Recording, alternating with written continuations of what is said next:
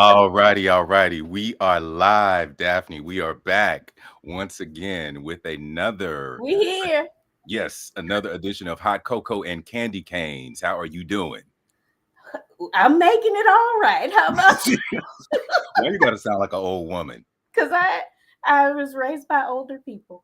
Okay, that's perfectly understandable. All right. So, as everyone knows, today we are going to be reviewing. Oh, you testing it now? All right, y'all. We were supposed to do some tech stuff beforehand. It didn't quite work out. So forgive these glitches. But anywho, as you know, we're going to be talking about Candy Cane Lane, which is an Amazon Prime movie starring Eddie Murphy and Tracy Ellis Ross and a few other people. So I am Shawn Harrison, one of the co-hosts of Hot Cocoa and Candy Canes, and my co-host is Daphne Jones. Hello, everyone. hello, hello, hello. So Daphne, what is the snack that you have for today? My snack today is the remaining that I have of this dark chocolate ganache mini sheet cake from Trader Joe's. Yes, I'm gonna eat the remainder of it. Don't judge me, judge yourself. No, I'm not judging you. This is the Okay. third week in a row that I told you to stay out of my store, and I'm Knock tired it of having to off. tell you the Knock same it thing. off. Knock it off. Okay, okay. So today You I'm give gonna be give us yours while I pop mine open. I'm gonna be trying something new. It is called Sweet Chaos, and it is peppermint crunch popcorn. It says it's drizzled with sweet, white, and dark frosting. I have no idea, but we are about to see. If Okay. oh, why are you pursing your lips up like that? All right, let I'm me see. just Let me see. So you can see this time. Look, look, look, look, look. See, I never eat. and then that'll be it. That'll be your whole snack. It's not bad. You're I gonna like eat the that one peppermint. time. Meanwhile, I'm here stuffing my face the whole time. I like the peppermint flavor. Okay. Okay. All right, everybody. So isn't that shameful what she's doing to y'all? Shameful. Shameful. Don't. Teasing you. Okay, so here we go. Let's get going because 45 minutes can go by really quickly, as we know. Mm-hmm. All right, so first up, Daphne, I would like to know what is your candy cane rating? Oh, by the way, we were able to get those halves. Okay. What is your candy cane rating? Um, How many candy canes are you putting in the hot cocoa? I'm gonna put since we got halves, I'm gonna Yes. put 3.5 Okay. candy canes in the hot cocoa. Okay. And I am putting two candy canes in the hot cocoa. And it was hard to give it two. That's what I'm going to Oh say. no! Oh Oh, no! oh, yes. Oh, yes. It was a struggle to give it two. John, What? All right. why? I was not as entertained by this film as I thought that I would be.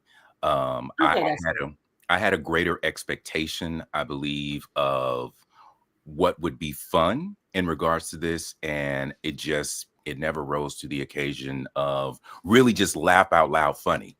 And so Gotcha. that's what was disappointing for me. Mm-hmm. And unfortunately, I don't see my banner here, so I got to go retrieve that so we can put the poster up. Oh, Should be here already. All right. there it is. There it be. And there we are next to it. All right. So, as you know, we always start with what are the three things that you liked least? Oh shoot! see, see, that's what Wait, you let get. me get my notes. Y'all see this? All right. So, we having some issues today, but it's fine. We're going to work through this. All right. Back I'm in a flash. back in a flash. Hopefully, your light will get a Adjust. little brighter because it went a little dim when you walked away. Here, let me move it in. So, I mean, we are really live. Mhm. Right. Hi, guys. Oh, I guess we should open up the comments. Right? I got them. Hey, y'all. That's in there. Hello, Mark. Yes, I am Santa Shawn today, if you will. But you know I'm the Grinch, so why are you calling me Santa? Hey, Tori. Hey, Shamidra. All right. So let's go. What Okay. do you have? What are your three things that you like the least? Oh, okay. Let me test this My out. notes are everywhere. Okay. So let me scan them briefly, and this is because of my friend who had the nerve to not be in here was talking about how my light was shining in my glasses, and now I can't see because I'm trying to do this without my glasses. God. Okay. Off top, while I'm searching for them, I know one thing that I did not like Okay. about this film Okay. was the little girl named Holly. Okay. I did not like Holly. She was very monotone. It was no excitement to her. It was very just like, here's I'm delivering these lines. Yeah, do this. Just a little sass every blue moon, Right. and then a little bit of little girlness every blue Mhm. moon. And she was my least favorite. Okay. Probably my other least favorite thing about this is about Candy Cane Lane was they weren't weirded out by Pepper. I wrote that. Okay. Somebody, I don't remember who it was, but in the moment they weren't weirded out by her initially. I might circle back to that later at some point, but I was going, why aren't y'all weirded out by this chick? And I can't remember exactly what part that was that I wrote that note. Okay. The other part that I didn't like about this, it was so random. Uh-huh. And it's, doesn't really take away from it, but there's a part later on where the teenage daughter is running and she saves the track coach from a school and she's like, oh wow, you're fast. Yeah, it's kind of my thing. It's mine too, take this card. That was annoying. So I'm gonna go with those three things. I have some other ones, but Yeah, I mean, those are the most damn random things ever. they're very random. I said this was gonna be random. They're random. Okay. Well, I guess that bodes well if those are the types of things that you didn't like about it. Um, and that's the reason why you gave it 3.5 candy canes, whereas I only gave it 2. It really only deserved 1.5. All right. So let's start with my third one. Now I know I'm gonna go against the grain with this, but number 3 for me was DC Young Fly. There's never a moment where I get it. I don't. No, seriously. When you look at somebody, you understand what their funny is, but at the same time, you don't. It doesn't appeal to you in any type of way, I and so got I you. don't. I don't know if it's because of how I became aware of him or if it's something else. But like all of the things that he does, I get what the funny is, but I just never laugh. I really don't laugh. So that's my number 3. My Okay. number 2 was this writing. This writing seemed incredibly flat. I think that and I think that that has something to do coupled with the direction. It felt as if this was probably really fun to read, but then when they decided to put it up, there was like this differing opinion on how you how you were supposed I'm looking at Mark comment. Uh how you were supposed to tell this story in a way that I think creates this fantastic moment for the audience as well as the people who are having this lived experience. And I Mm, thought that the writing in conjunction with the direction, it didn't support one another. There were moments where the direction needed to make everything bigger, and then there were moments where the writing needed to not be so predictable and unfunny, if you will. So that was my number 2. My number 1 thing that I wrote that I liked the least about this was the familiar tropes that we do when we have certain types of writing. mhm, So the thing that stood out to me was that the son was dopey, but dopey and wanted to be a musician. I thought mhm, that there was a way that you could, if you wanted that to be a story plot point for you, that he didn't have to be stupid, in essence, or presented as being stupid. Now the kid played it incredibly well, so kudos to him. It's not a knock on mhm. him. It's just the character in and of itself. I just didn't take to that presentation of that. All right. Fair. All fair. Okay, so as we typically do, and we're a little out of sorts today. We didn't have as much prep as we wanted to. I'm going to read to you guys the premise of this story, and then we're going to walk through it, and then we're going to see if there's more things that we want to sort of talk about, especially because she gave it 3.5 candy canes, and she know this ain't no 3.5 candy cane movie. So anyhow, according to IMDb, it says that Candy Cane Lane, the premise is a man is determined to win the neighborhood's annual Christmas decorating contest. He makes a pact with an elf to help him win, and the elf casts a spell that brings the 12 days of Christmas to life, which brings unexpected chaos, to town. All right. So, uh-oh. So we open up this film. Of course, they have to present Eddie Murphy. Well, no, I'm sorry. We open up the film and we get something that's a little bit different. Now, this surprised me just a little bit because I wasn't expecting this to be based on the West Coast. So I immediately started smiling because I saw that it was the West Coast and they had it set in El Segundo. And I was like, okay, that's familiar Mhm. enough, right? So we Mhm. get acquainted with this West Coast style of, I guess, getting prepared for the holidays, which, of course, it's sunny. We have beach weather and stuff like that, as opposed to um, other landscapes that we typically get. So then we get the introduction to Eddie Murphy's character. He is sitting in his garage and he is a craftsman and he is putting the final touches on one of his candy canes because he is busy decorating the house on the outside. And we soon discover that he lives on a street where there is a major competition that takes place every year where every neighbor tries to outdo one another. And I think they're competing for bragging rights. Tell me if that's not the case. This is the first year that we Mhm. discovered that there's going to be some kind of money that's on the line. Mhm. Okay. Okay. So we then discover after we meet his obnoxious neighbor that this major competition is happening.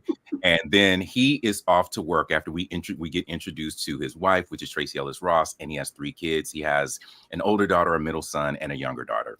And they set the stage for things that are going to come. For instance, the daughter runs track, and they let us know that the daughter isn't quite happy with the school that her parents want her to go to, which is USC. She wants to go to Notre Dame. And we find out that the son isn't all that great at academics, and he has a burning desire to seek a career in music. And the daughter, we find, is just the typical, she's just kind of cute with little chubby cheeks. We given that Mhm. energy. Okay. So what happens is he goes to work and he's in an incredibly good mood, and he encounters one of his coworkers crying on his way into work. He then wonders what's going on. He then gets called into the conference room and he is let go for the holiday season. And he is pissed about this. So let's stop right there because this is going to be my first note.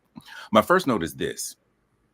What the hell was this cameo by Trevante? Why was that there? Oh my goodness, I don't know. It was very annoying because why? It Yeah. was meaningless, pointless. It wasn't I mean, funny. It wasn't fun. It wasn't he, anything. and I don't think he has that much of a pull or draw Yeah. to get people to be like, oh, you know who gonna be in this with a Right. quick cameo, Trevante.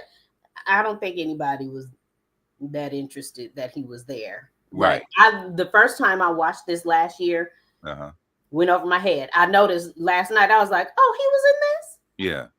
Okay. So that was a weird thing to me. So Javante, I can't really think of all of his credits in case you guys don't know him. I wish I had a picture to put up. But Javante, this dude that is known enough, pops up and he just has this one scene and he's not known for comedy. So it was kind of weird that he was there in the film. All right. So we then move on. And what I forgot to say is when we meet the family, Tracy Ellis Ross's character has this setup where she's hoping that she gets this promotion. So we then leave out of this situation with Eddie being fired, and he gets on the phone with his wife, and instead of telling her that he's been laid off, he doesn't get him a moment to express that to her because she's so excited because she thinks that she has gotten her supervisor on board for suggesting that she gets the promotion to run this warehouse or this plant that she works where she works. Okay, so we then move on to I told you I was gonna have a hard time remembering this. What happens after that? They come home. Something has with these decorations. What happened with the Oh, I'm sorry. What happens is they are scheduled to go over to the obnoxious neighbor's house for dinner. So they go over to the neighbor's house, and apparently it's not just a dinner between two couples. It seems like it's a block party dinner. And while they are at dinner, the local newscast comes on and lets them know that they're preparing for the Candy Cane Lane, which is the street that they live on, the competition every year, and that there are going to be grand prizes totaling $100,000. So And that it was immediately, going to be televised and this it's time. going to be, I'm so sorry, it's going to be televised, and they're going to kick things off with a house lighting parade that Santa is going to be the conductor of. So everybody sort of skedaddles immediately. It's like, okay, cool. I've got to go, get dibs in and make my house even better than it already is. All right. So that sets the stage for what then becomes the big moment in this, the big problem, if you will, of this movie is that the next morning, Eddie has decided that he needs to go get the best decorations ever. So he He is needs his tasked. cash prize because he got laid off. Yeah. So he is tasked with taking his youngest daughter to school, but he lets her play hooky while they go look for decorations. They end up having not a good time finding any decorations. However, on their way home, the daughter notices these signs as they're taking shortcuts, and she points out this place that's under a freeway pass. It's obscure, it's ridiculous, but of course, you got to suspend disbelief, right? And he sees this building that says Kringles, and it looks as if it's Christmas related. So he goes into Kringles and he sees all of the best they see the best decorations they could ever find inside of this store. And they encounter this woman, this character that we come to know, and her name is Pepper. Pepper. So I'm assuming that this is not the moment where you thought, okay, why are they not weirded out by her when they get introduced to her at I the think it Kringles? was later. I think it Okay. later. Hmm. Okay, so they go in there and they get really excited about the possibilities of what they could buy. So Eddie basically buys up the store. And when it gets time to check out, you can tell that something is going on here because the Pepper, the owner, she's really trying to get him to hurry up and get this thing going. And so when it comes time for him to sign his receipt, he kind of stops for a second. And so she's like, "Oh, don't worry about any of this. Just go ahead and sign." And so he signs this receipt and he takes these decorations home, and then he finishes decorating his house, and he is incredibly excited about this because he's pretty sure that he's going to win this money, because one of the big reasons that he wants to win this money is that now that he's laid off, he knows that they're going to have some financial issues, and they were really looking forward to being able to have an easier time financially with her potentially getting this promotion and himself having his job. Okay, so then what happens is we then get to Daphne, help me. What comes after that? Oh, come on now. You got to help me. I help with a mouth. I got a mouthful of cake. You got to help me.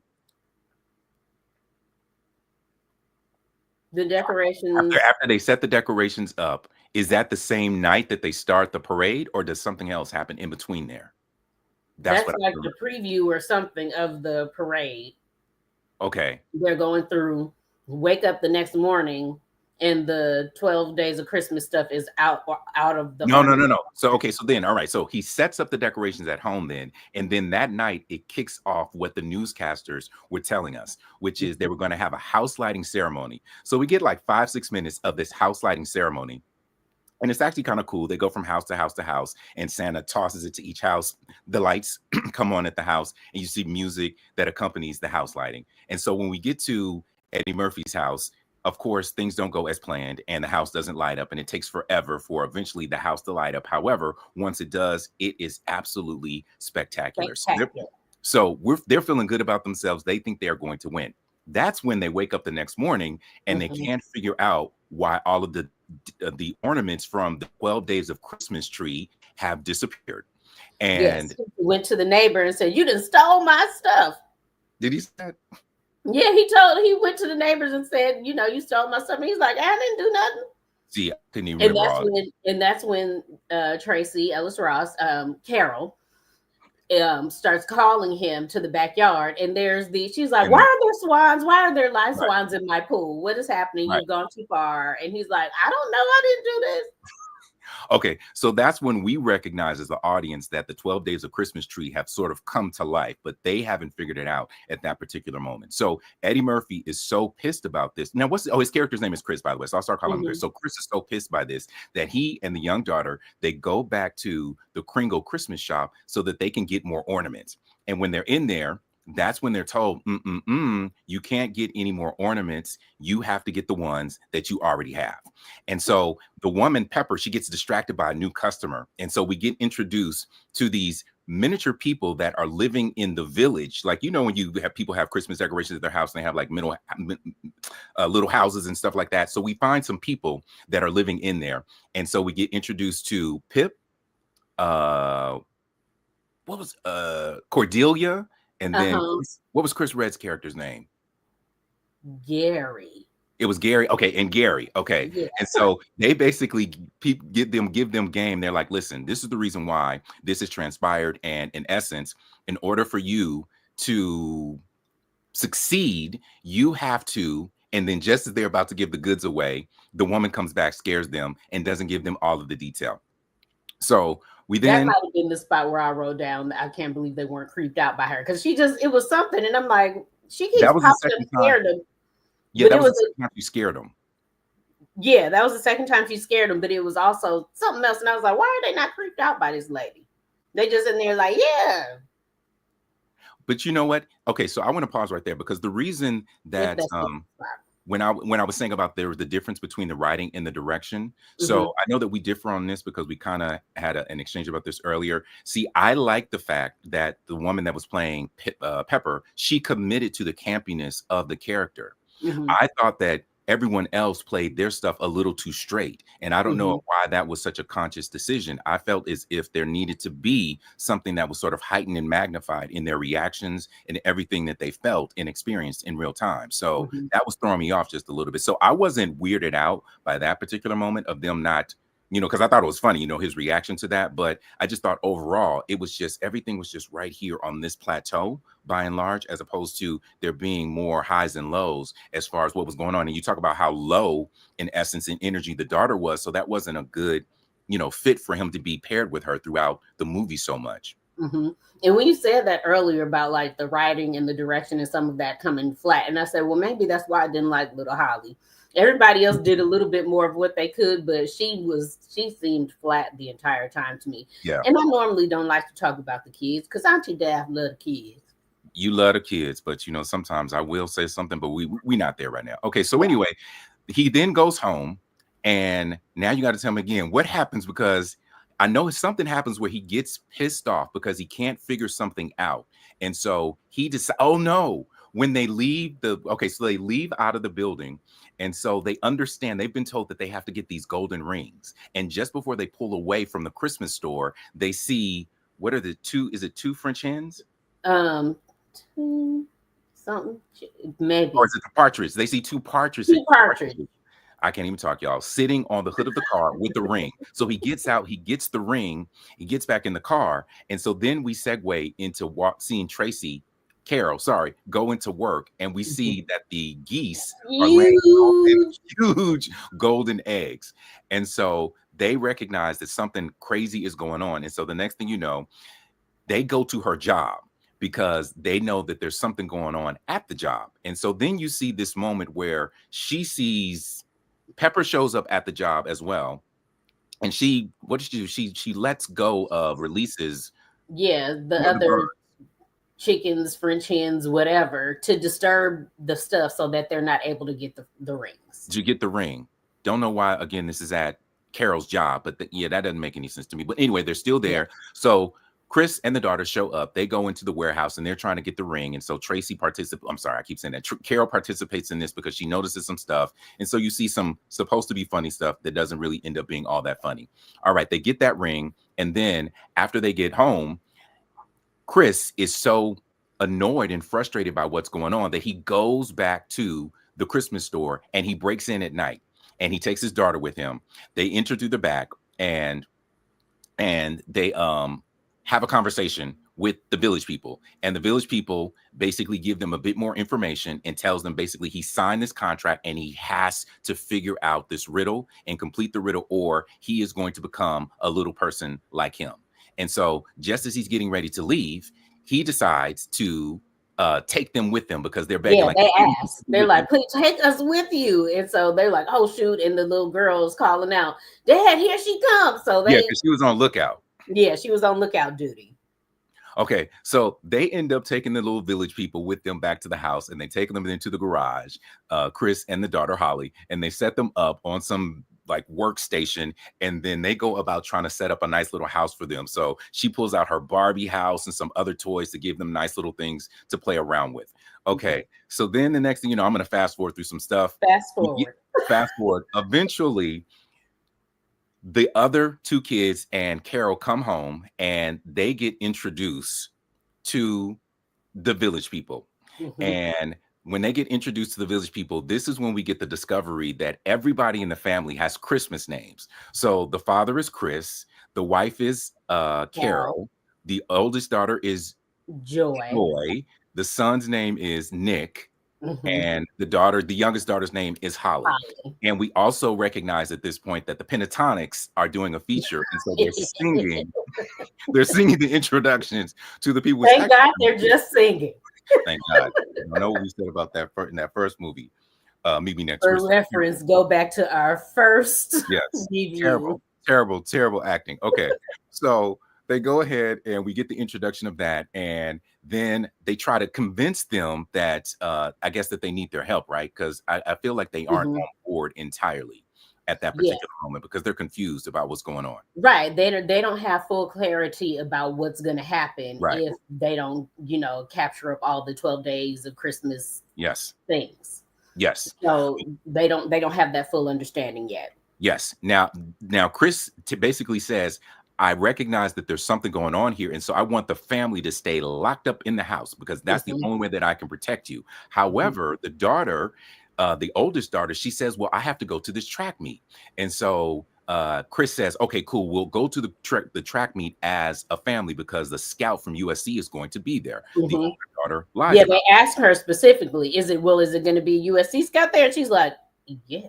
Yeah, exactly. Okay, so then the youngest daughter, she at the beginning of the movie, she has to write her letter to Santa. And so she takes it upon herself to disarm the alarm that night. And she goes out with one of the village people, the character named Pip, and they walk down the street to the mailbox and they put her Christmas letter to Santa or her letter to Santa in the mailbox. While that's going on, which actually is kind of weird. But anyway, Pepper breaks into the garage because she wants to get her village people back because she's very possessive.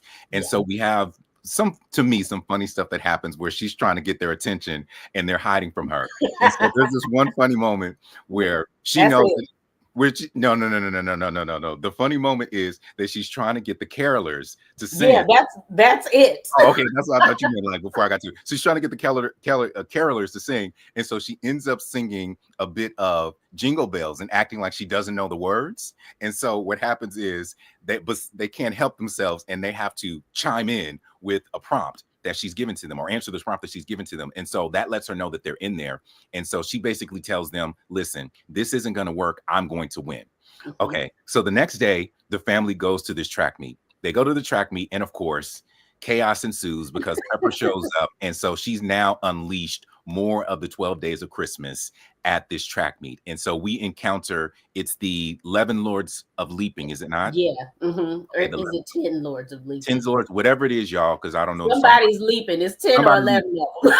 Somebody leaping. So what we see is that the daughter is going to be running the 4x100 or the 4x400 relay, I believe it is. And so while she's running her leg of the relay, that's when everything kind of goes crazy. And so her father tries to jump in and intercede. He winds up in the middle of the field battling however many Lords of Leaping there are. And so then the mom has this exchange where she finds out that her son has been lying about the fact that he's been going to school and he's been doing well in math because she encounters the teacher. And so she then shushes the teacher and she participates in the fun and she throws this thermos and then the dad throws this javelin. It's really weird. And then the daughter does something because one of the lords has the golden ring that the family has to get. So without giving all of that away, eventually they get the ring. Now, I'm going to highlight one thing that I did not like about that moment. And that moment is, why did the daughter chase after the Lord? And then when she can catch him, she stops in her tracks instead of running up to him. I didn't like that moment because it basically let you know that there was going to be more to this that was going to come. So I didn't like the blocking of that. And I thought that was a little bit weird. Yeah, I didn't like that either. Okay. So anyway, they retrieve this ring. They get her. Oh, I'm sorry. I left out a part here because this is another moment that I actually didn't like. So the son disappears when he sees his teacher coming over to talk to his mom. And he goes into the music room. And we get the moment that you get anytime there's a Black film and there's somebody that has musical talent. So he sets himself up and he starts making a beat and then he plays the tuba. So he's adding tuba music to his beat. And then he starts dancing. He starts doing all this. You know, he's doing his usher movements and everything. He getting his Chris Brown on. Yes. Chris Usher. That's my generation. I don't know what you're Usher is us, but you know, I said Chris Brown for him. Yeah. Okay. Oh, yeah, you're right. Okay. My bad. Okay. So he does that. And so while he is in the middle of doing that, he encounters one of the maids of milking. And so she basically lets the dude have it with the milk, which is actually a funny moment. She sprays his ass with this milk. It's almost like she's about to drown him. Okay. So not only does the daughter get a ring with the Lord that's sleeping, the son gets the ring because of the maid that's milking. So they leave the track meet, they go home, and then they have this family discussion and they have this blow up because they confront the son about the lies, and the daughter is confronted about her lies. And so the son and the daughter, they basically say, listen, even though you're saying that you're doing all of this for us, it's not about us, it's about you. And the son does something, he says something I want to bring to your attention. The son says, the reason I didn't tell you about the fact that I wasn't doing well in math is because I know you don't like losers. And I found that weird because I don't feel like they established that earlier in the film for that to make sense. They didn't. And they also, I don't think, established the fact that everything was about him and he has to do everything by himself and on his own. Yes. I didn't see that early on. They didn't establish that, like you said. And then we get to that point and then they're like, yeah, you can't do it all by yourself. I mean, it's not just about you. And I'm like, I didn't catch that earlier on. So it didn't make sense, that spot of the anger or frustration from the kids in that moment, because it wasn't set up as such that we saw, unless that was something that ended up on the cutting room floor.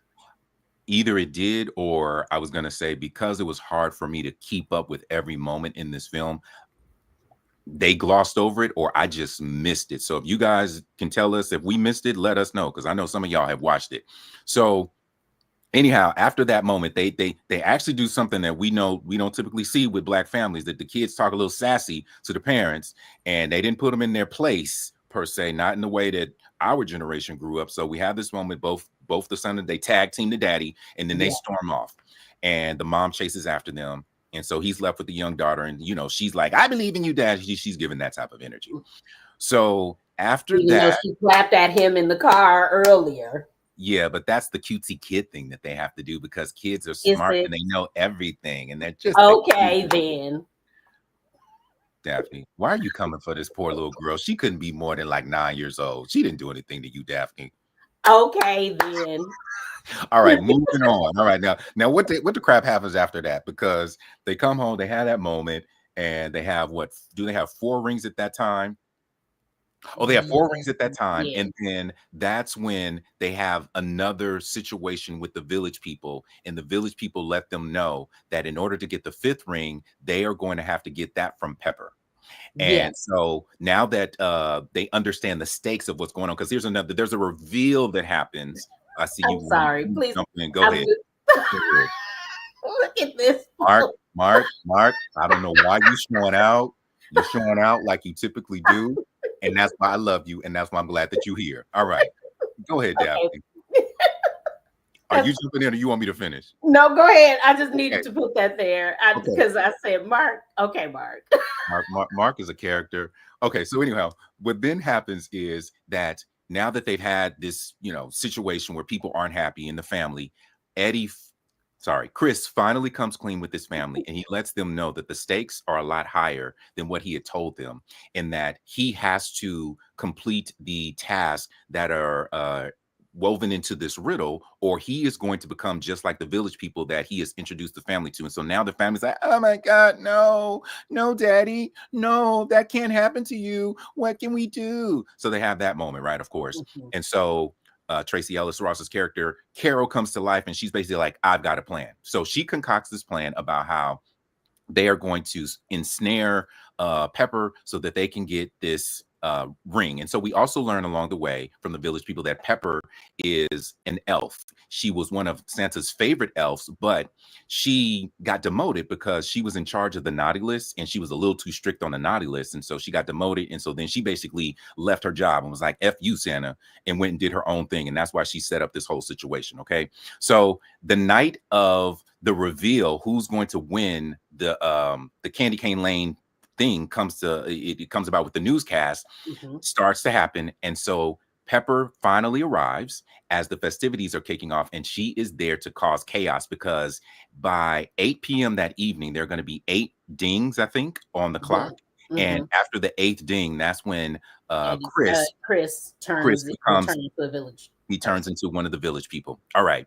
So what happens during the ceremony, I mean, I don't even know what to call this, but this, the final ceremony of this particular thing, Contest. the contest, the final day of the contest is Pepper shows up.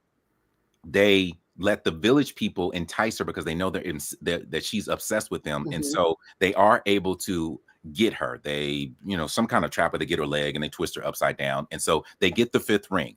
After they get the fifth ring, they think that everything, Celebrate. they celebrate because they think that they've won.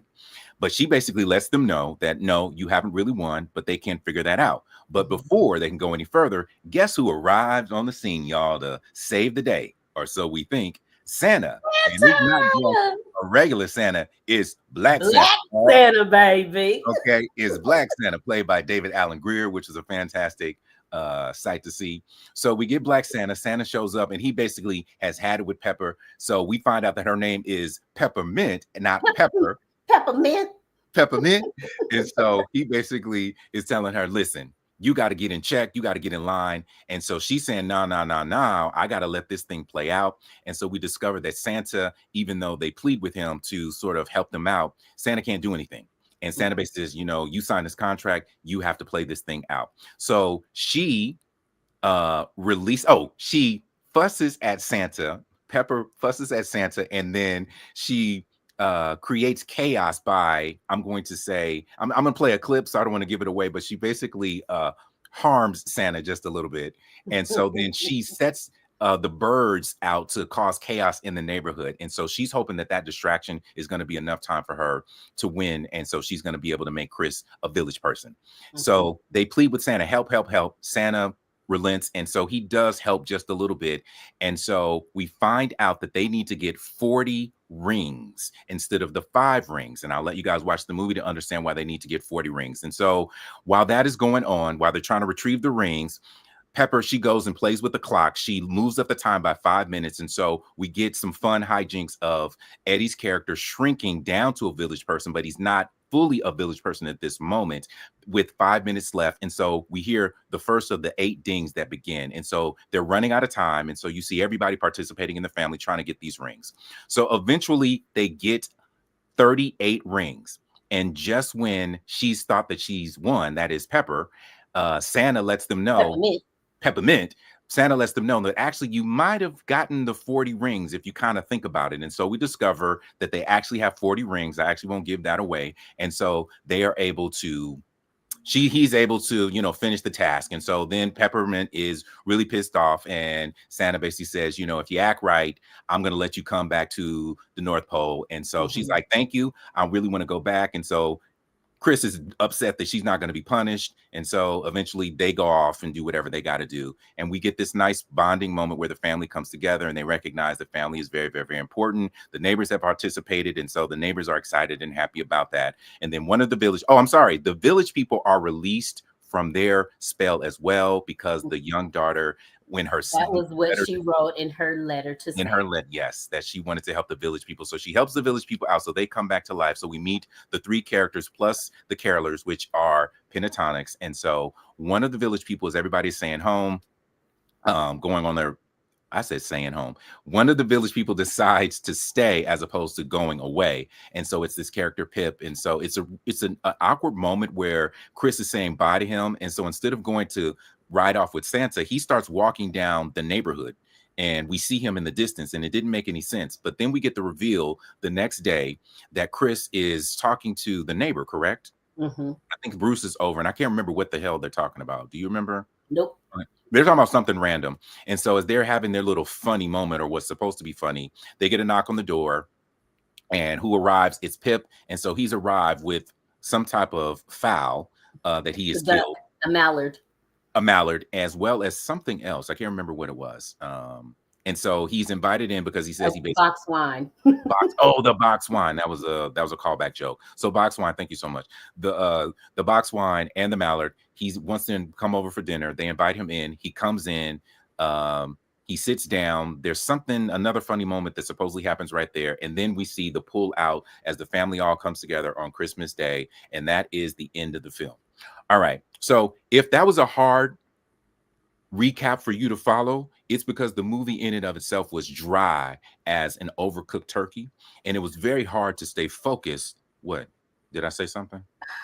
an overcooked turkey? Yeah, it Daphne, it wasn't dry like that. Like, I still don't understand. I think you need to explain to us why you gave it 3.5 candy. And this is the perfect segue. So now you can tell us the 3 things that you liked. So then that'll make more sense about how we got 3.5 candy canes, because I'm upset about this. Okay, listen.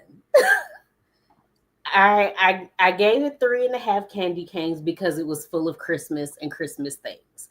So that Okay, is so before you share your 3, I'm gonna ask you with the rating. What is your rating from 1 to 5, 5 being the best? How much Christmas magic did this movie have? I'll go with 4. Okay, I'll go that with is 4. It had Christmas magic and Christmassy things. I was for the Christmassy things.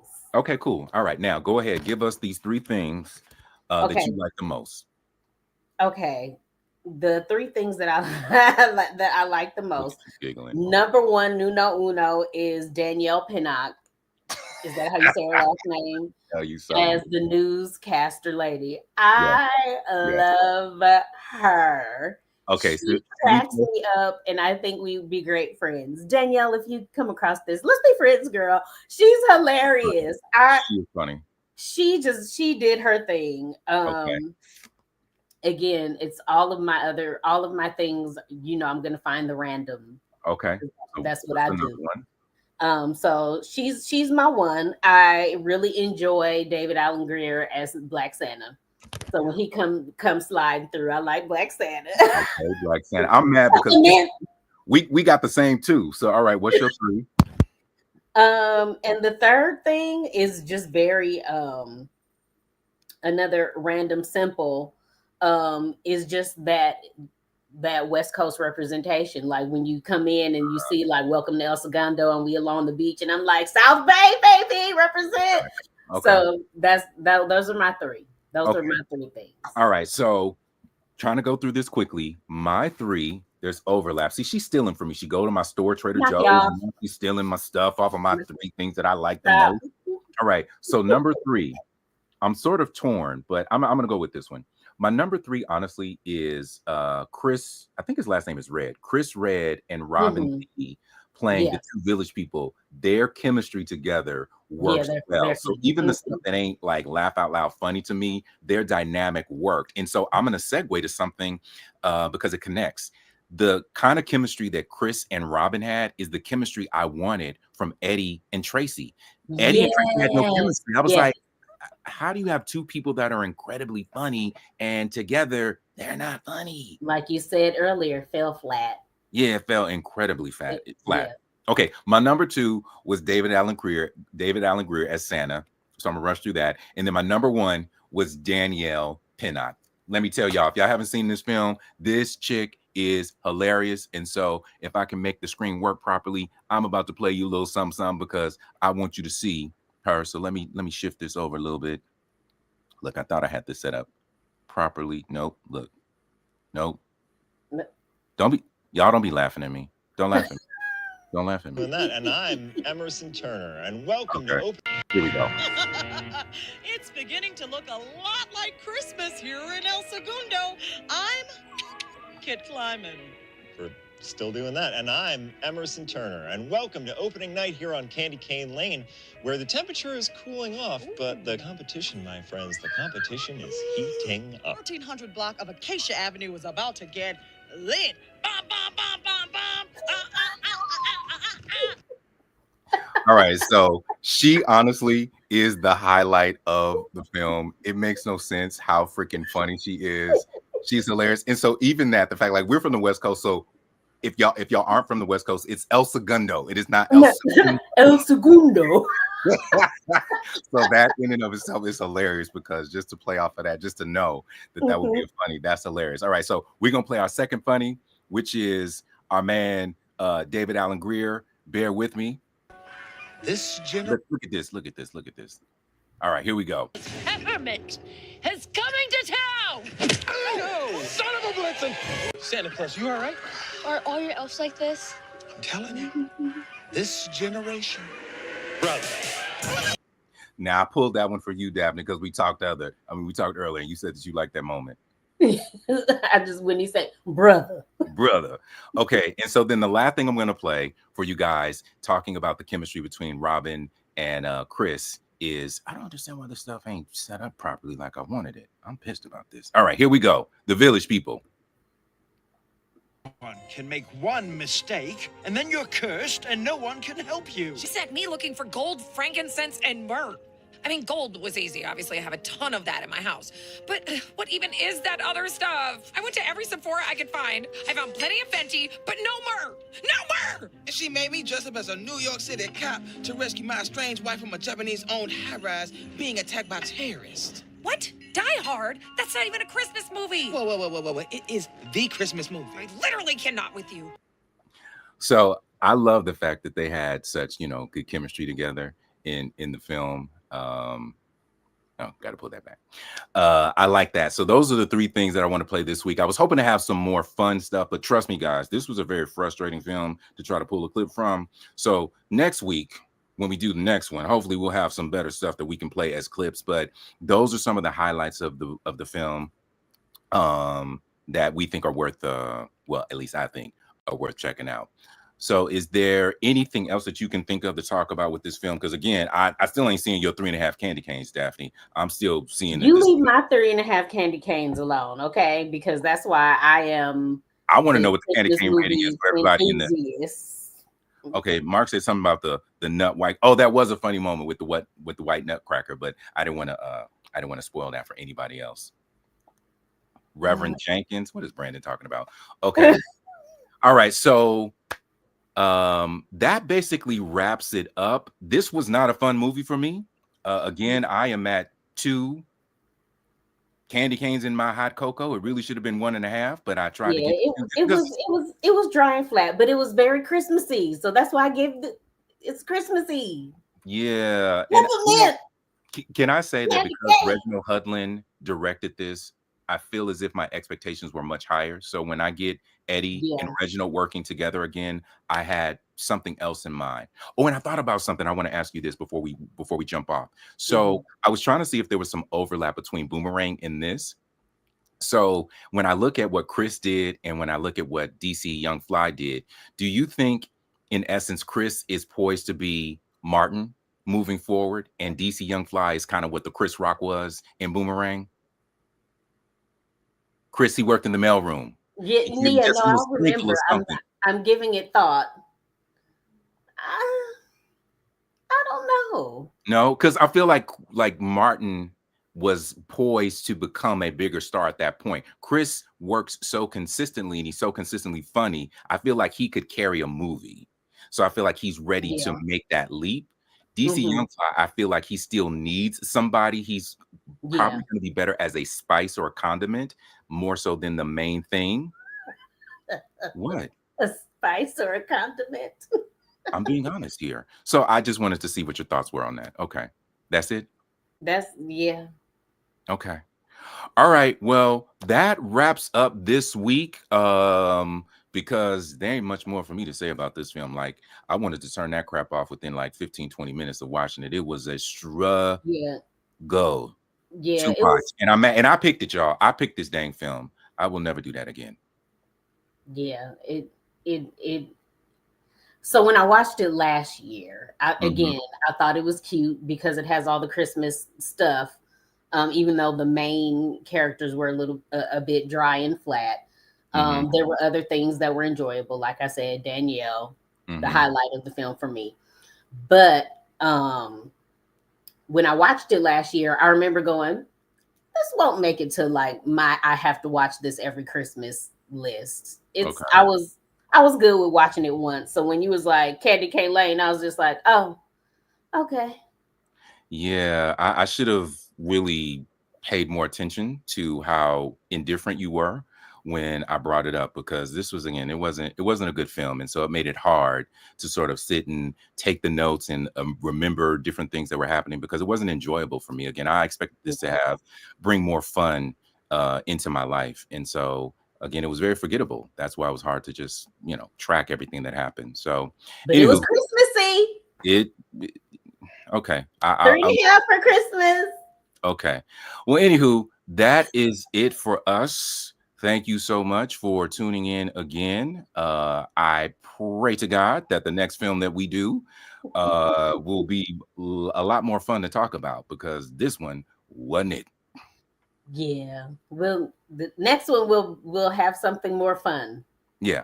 All right. We'll see y'all. Stay tuned for the next one. I mean, look out for what we'll be talking next week.